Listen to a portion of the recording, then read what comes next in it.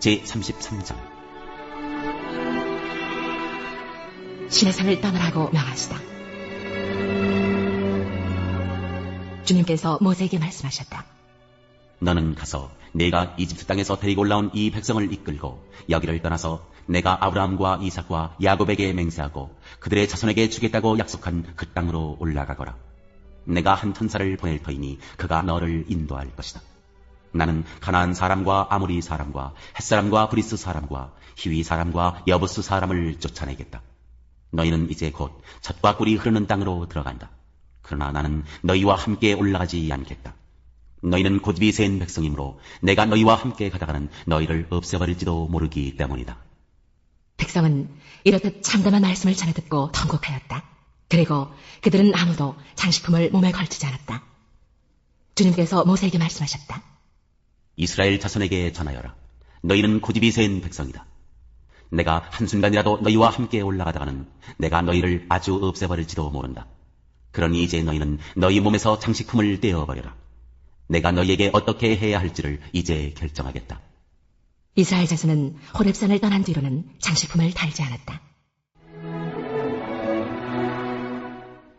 제목. 이스라엘 백성이 진을 칠 때마다 모세는 장막을 거두어 가지고 진 바깥으로 나가 진에서 멀리 떨어진 곳에 그것을 치고 나였다. 모세는 그 장막을 주님과 만나는 곳이라고 하여 회막이라고 하였다. 주님을 찾을 일이 생기면 누구든지 진 밖에 있는 이 회막으로 갔다. 모세가 그리로 나아갈 때는 백성은 모두 일어나서 저마다 자기 장막 어귀에 서서 모세가 장막으로 들어갈 때까지 그 뒤를 지켜보았다. 모세가 장막에 들어서는 구름 기둥이 내려와서 장막 어귀에 서고 주님께서 모세와 말씀하신다. 백성은 장막 어귀에 서 있는 구름 기둥을 보면 모두 일어섰다.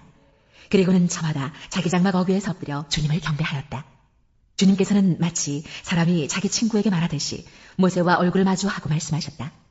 모세가 진으로 들어가도 눈의 아들이며 모세의 젊은 부관인 여호수아는 장막을 떠나지 않았다.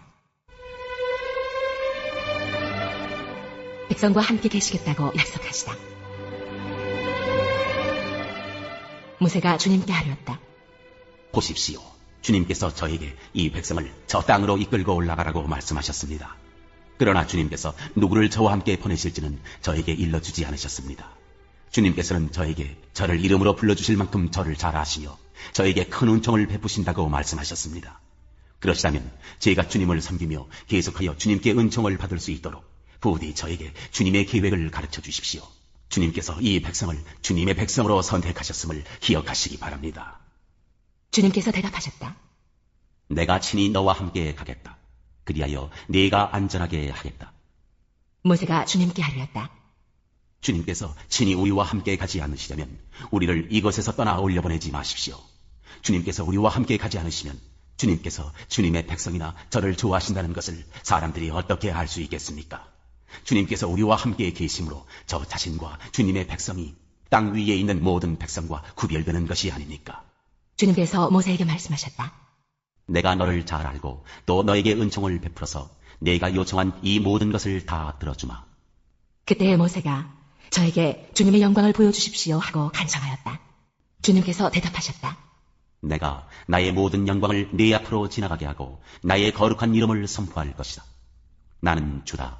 은혜를 베풀고 싶은 사람에게 은혜를 베풀고 불쌍히 여기고 싶은 사람을 불쌍히 여긴다. 주님께서 다시 말씀하셨다. 그러나 내가 너에게 나의 얼굴은 보이지 않겠다. 나를 본 사람은 아무도 살 수 없기 때문이다. 주님께서 말씀을 계속하셨다.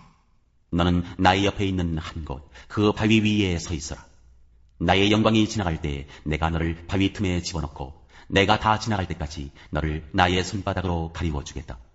그 뒤에 내가 나의 손바닥을 거두리니 네가 나의 등을 보게 될 것이다. 그러나 나의 얼굴은 볼 수 없을 것이다.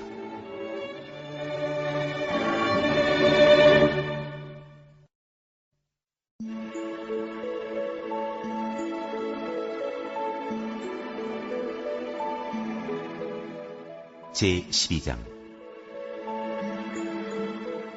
한 여자가 예수의 발에 향유를 붓다. 6월절 엿새 전에 예수께서 베다니에 가셨다. 그것은 예수께서 죽은 사람 가운데 살리신 나사로가 사는 곳이다. 거기서 예수를 위하여 잔치를 베풀었는데 마르다는 시중을 들고 있었고 나사로는 식탁에서 예수와 함께 음식을 먹고 있는 사람 가운데 끼어 있었다. 그때에 마리아가 매우 값진 순나드 향유 한 근을 가져다가 예수의 발에 붓고 자기 머리털로 그 발을 닦았다. 온 집안에 향유 냄새가 가득 찼다.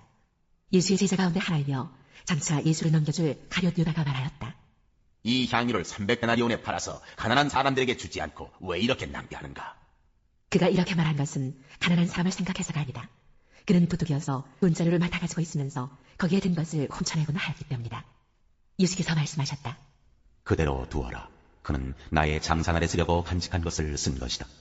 가난한 사람들은 언제나 너희와 함께 있지만 나는 언제나 너희와 함께 있는 것이 아니다. 나사로를 해하려고 모의하다. 유대 사람들이 예수가 거기에 계신다는 것을 알고 크게 떼를 지어 몰려왔다. 그들은 예수를 보려는 것만이 아니라 그가 죽은 사람들 가운데서 다시 살리신 나사로를 보려는 것이었다. 그래서 대제사장들은 나사로도 죽이려고 모의하였다. 그것은 나사로 때문에 많은 유대 사람이 떨어져 나가서 예수를 믿었기 때문이다. 예루살렘 입성.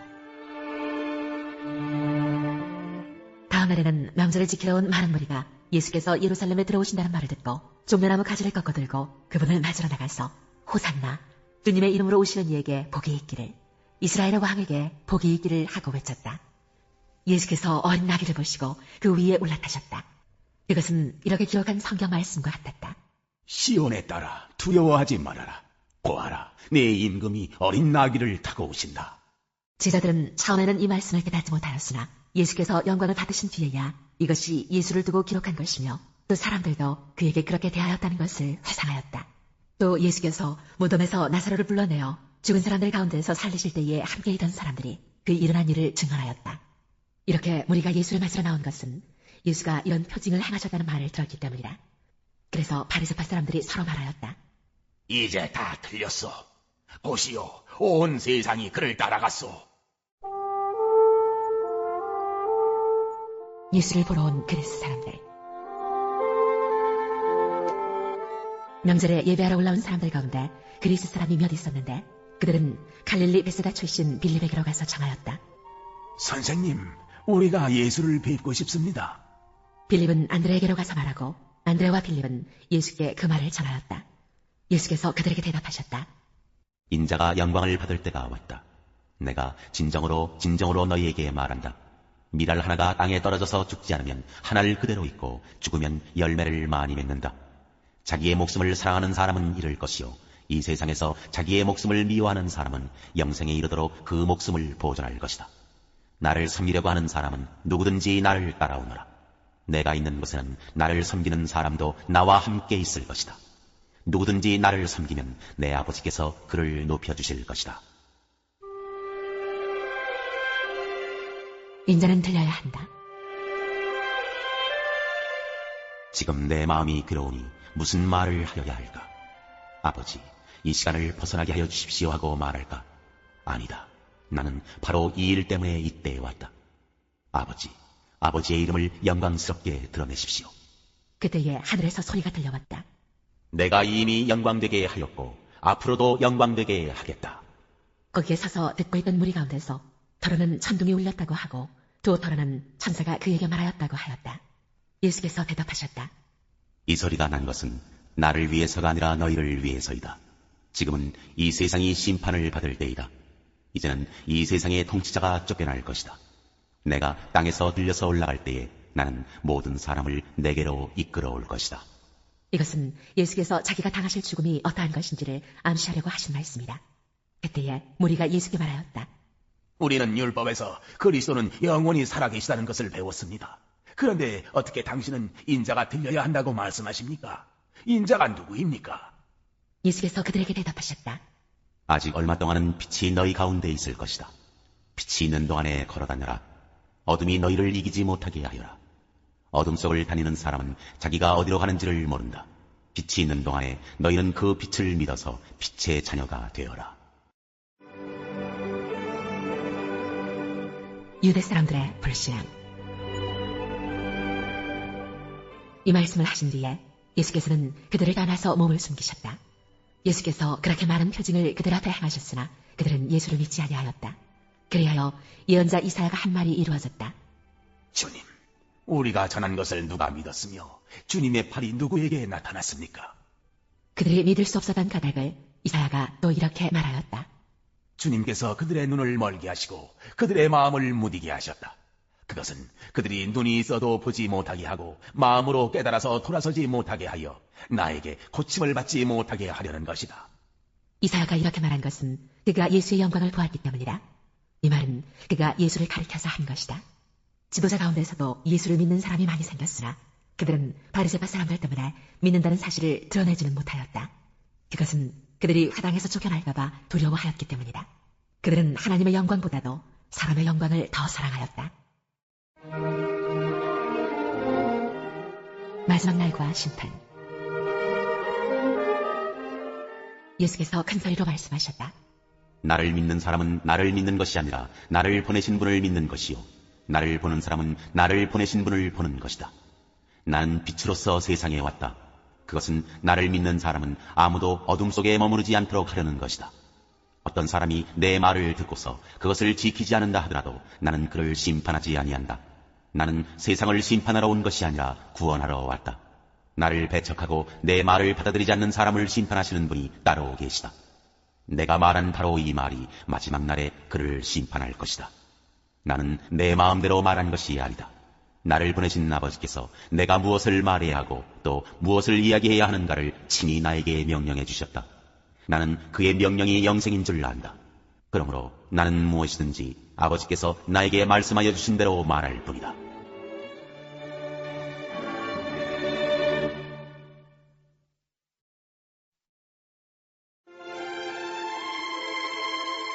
제9장 지혜와 어리석음. 지혜가 7기둥을 깎아 세워서 제 집을 짓고 짐승을 잡고 포도주를 잘 빚어서 잔치상을 차린 다음에 시녀들을 보내어 성읍 높은 곳에서 외치게 하였다. 어수룩한 사람은 누구나 이리로 발길을 돌려라. 시각이 모자라는 사람도 초청하라고 하였다. 와서 내가 차린 음식을 먹고 내가 잘 빚은 포도주를 마셔라. 어수룩한 길을 내버리고 생명을 얻어라. 명철의 길을 따라가거라 하였다. 참 지혜. 거만한 사람을 훈계하면 수치를 당할 수 있고 사악한 사람을 책망하면 비난을 받을 수 있다. 거만한 사람을 책망하지 말아라. 그가 너를 미워할까 두렵다. 지혜로운 사람은 꾸짖어라. 그가 너를 사랑할 것이다. 지혜로운 사람은 훈계를 할수록 더욱 지혜로워지고 의로운 사람은 가르칠수록 학식이 더할 것이다. 주님을 경외하는 것이 지혜의 근본이요 거룩하신 이를 아는 것이 슬기의 근본이다. 나 지혜로 말미암아 내가 오래 살 것이요 내 수명도 길어질 것이다. 내가 지혜로우면 그 지혜가 내게 유익하지만 내가 거만하면 그 거만이 너만 해롭게 할 것이다. 어리석은 여자. 어리석은 여자는 수다스럽다. 지각이 없으니 아는 것이 아무것도 없다. 그러한 여자는 자기 집 문 앞에 앉거나 마을 높은 곳에 앉아서 제 갈 길만 바쁘게 가는 사람에게 어수룩한 사람은 누구나 이리로 발길을 돌려라 하고 소리친다. 지각이 모자라는 사람에게도 이르기를 훔쳐서 마시는 물이 더 달고 몰래 먹는 빵이 더 맛있다 하고 말한다. 그런데도 어리석은 사람은 죽음의 그늘이 바로 그곳에 드리워져 있다는 것을 모른다. 그 여자를 찾아온 사람마다 이미 스올의 깊은 곳에 가 있다는 것을 그 어리석은 사람은 알지 못한다.